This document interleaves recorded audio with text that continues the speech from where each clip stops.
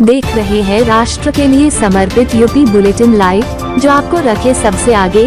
सच के साथ हमसे जुड़े रहने के लिए चैनल को लाइक सब्सक्राइब अवश्य कीजिए।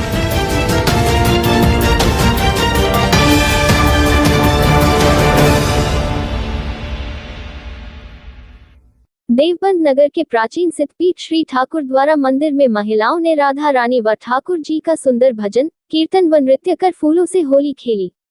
यूपी बुलेटिन लाइव सहारनपुर से जिला प्रभारी गौरव सिंघल की रिपोर्ट।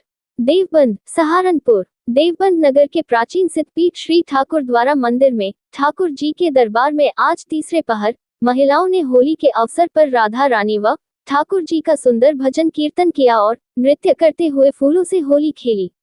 इसके बाद सभी ने पंडित जी से प्रसाद ग्रहण किया। इस अवसर पर काफी संख्या में